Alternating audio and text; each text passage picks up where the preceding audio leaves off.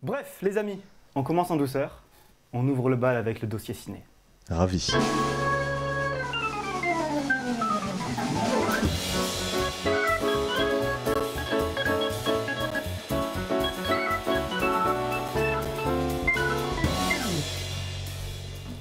Mon cher Gabriel Mélé, c'est à toi.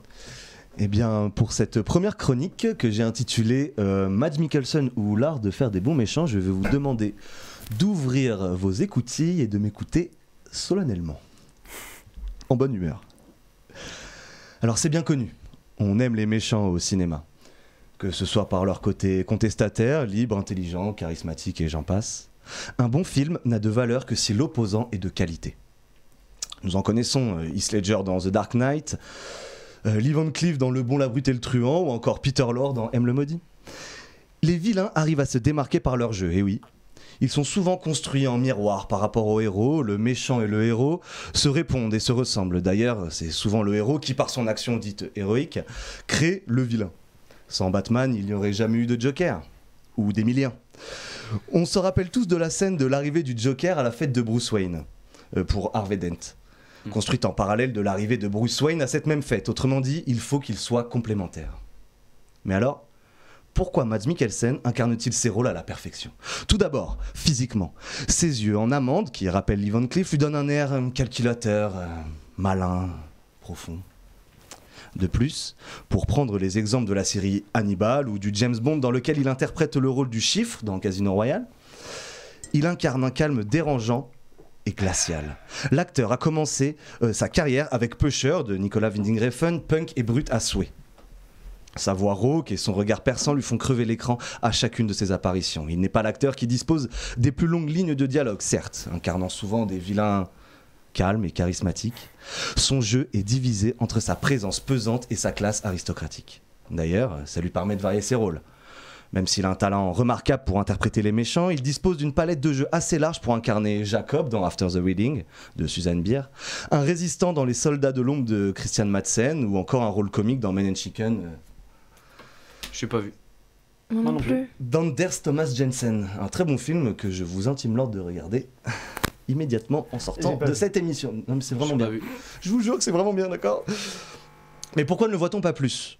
Tout d'abord, c'est un acteur qui joue beaucoup dans des films danois, rarement bien distribués en France.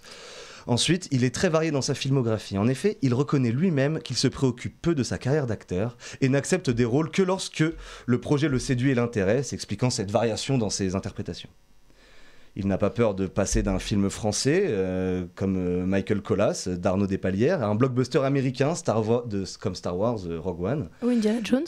Pardon ? Ou Indiana Jones. Ou Indiana Jones. Ou Death Stranding. Non, le dernier là. Les Animaux Fantastiques. Ah ouais ? Ouais, il a remplacé, comment il s'appelle Harvey Dent. Pas du tout. Je Bien suis la essayé. honte du milieu. Ça marche bien le bide avec toi.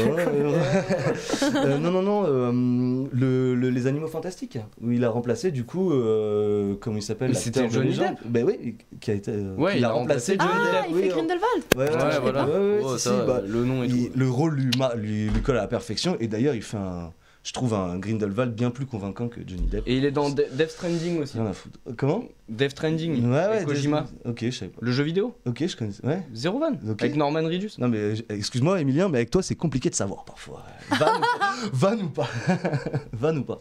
Si un jour on fait du merchandising de sans commune mesure, je ferai ce t-shirt.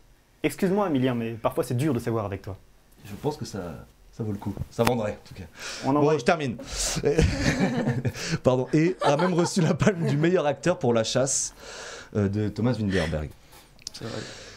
Alors, une capacité d'adaptation remarquable et un physique dont on se souvient, ainsi qu'une voix profonde, suffisent-ils à créer de bons méchants ? On pourrait dire que c'est un bon début. Mais mon but n'est pas d'amener une réponse définitive. Je pense qu'il s'agit des émotions. Passer maître dans la transmission volontaire de telle ou telle émotion, Mads, car oui, j'appelle Mads, se plonge entièrement dans ses rôles et c'est une figure majeure de ce que l'on appelle le jeu libre. Dans sa vie, cet homme simple, sympathique est porté sur sa famille, loin de ses rôles. Et pourtant, dès qu'il apparaît à l'écran, on oublie l'acteur pour se replonger dans les personnages. C'est donc un acteur qui porte ses rôles et non pas l'inverse. Jusqu'à réussir à rivaliser avec Anthony Hopkins dans son interprétation d'Hannibal Lecter. Ou encore à incarner un méchant plus valable que le héros dans Doctor Strange de Scott Derrickson. Alors si je devais le comparer à un autre acteur, en l'occurrence une autre actrice, ce serait Tilda Swinton. Une filmographie variée, des beautés peu conventionnelles et des transformations toutes plus extravagantes les unes que les autres en font des acteurs au jeu et aux rôles très variés, et travaillant avec différentes productions dans différents pays. À une époque où l'on se dirige vers une uniformisation des interprétations, ces deux acteurs tiennent une place toute particulière dans mon cœur. Et son interprétation, plutôt récente dans Drunk, en prof qui se livre à une expérience éthylique qui ne fait pas mentir l'intérêt du public pour lui. Et pour vous, quel est votre rôle préféré pour Mads Mikkelsen? Merci de m'avoir écouté, c'était Gabriel Mélé pour la chronique cinéma. Bravo. C'est merveilleux. Je m'applaudis. Tu peux. Merci beaucoup. Tu viens d'ouvrir sans commune mesure. Et bah j'espère que je l'ai ouverte de haut en bas. Eh ben c'est parfait. On l'espère tous aussi. On aura la réponse à partir du 6.